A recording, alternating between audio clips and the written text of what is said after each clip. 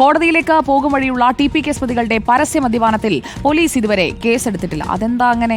3 പോലീസുകാരുടെ സസ്പെൻഷനിൽ മാത്രം നടപടി ഒതുക്കി. മദ്യമെത്തിച്ച വാഹനത്തിന്റെ നമ്പർ ഉൾപ്പെടെ വ്യക്തമായിട്ടും അന്വേഷണത്തിലേക്ക് കടന്നിട്ടില്ല. മദ്യപാനത്തിന്റെ CCTV ദൃശ്യങ്ങൾ ഇന്നലെ പുറത്തു വന്നിരുന്നു. അഭിജിത്ത് മുഴക്കുന്നാണ് നമുക്കൊപ്പം ചേരുന്നത്. Good morning Abhijith Muzhakkunnu. മദ്യപിച്ചത് TP കേസ് പ്രതികളായതുകൊണ്ടാണോ പരസ്യ മദ്യപാനത്തിൽ കേസെടുക്കാത്തത്? 3 പോലീസുകാരെ സസ്പെൻഡ് ചെയ്തതുകൊണ്ട് കാര്യം തീരില്ലല്ലോ. ഈ മദ്യമെത്തിച്ച വാഹനത്തിന്റെ അടക്കമുള്ള അന്വേഷണത്തിലേക്ക് എന്തുകൊണ്ട് കടക്കുന്നില്ല അഭിജിത്ത്?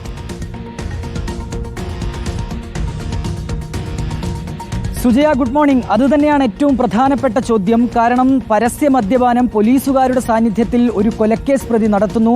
അതിൻ്റെ CCTV ദൃശ്യങ്ങൾ ഉൾപ്പെടെ പുറത്തു വരുന്നു. എന്നിട്ടും ഒരു നടപടിയിലേക്ക് പോലീസ് കടക്കുന്നില്ല എന്നുള്ളതാണ് അതിശയിപ്പിക്കുന്ന കാര്യം. കഴിഞ്ഞ മാസം 17-നാണ് സുജയ ഈ സംഭവം ഉണ്ടാകുന്നത്. മാഹി ഇരട്ടക്കൊലപാതക കേസുമായി ബന്ധപ്പെട്ടുള്ള വിചാരണയ്ക്ക് കണ്ണൂർ സെൻട്രൽ ജയിലിൽ നിന്ന് തലശ്ശേരി കോടതിയിലേക്ക് എത്തിച്ചതാണ് കൊടിസുനിയെ. ഉച്ചയ്ക്ക് കോടതി പിരിഞ്ഞ സമയത്താണ് ഈ പോലീസുകാർ തന്നെ തൊട്ടടുത്തുള്ള ഒരു ഹോട്ടലിൽ കൊടിസുനിയെ എത്തിക്കുന്നത്. അവിടേക്ക് കൊടിസുനിയുടെ ചില സുഹൃത്തുക്കൾ എത്തുന്നു. കാറിൽ വെച്ച് ഇവർ മദ്യപിക്കുന്നു. കൊടിസുനി മാത്രമല്ല ഉണ്ടായിരുന്നത്, മുഹമ്മദ് ഷാഫിയുണ്ട്, ഷിനോജുണ്ട്.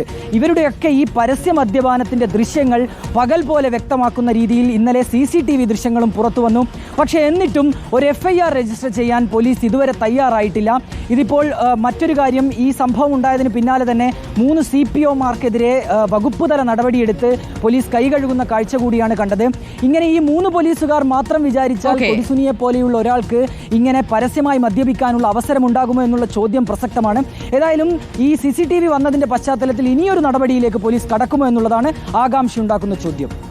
ഓക്കെ, നമുക്ക് അതിനായി കാത്തിരിക്കാം. CCTV ദൃശ്യങ്ങളടക്കം പുറത്തു വന്നിട്ടുണ്ട്. എന്നിട്ടും ഈ സംരക്ഷണ കവചമൊരുക്കുന്നത് ആരാണ് എന്ന ചോദ്യം നമ്മൾ ചോദിച്ചുകൊണ്ടേയിരിക്കും.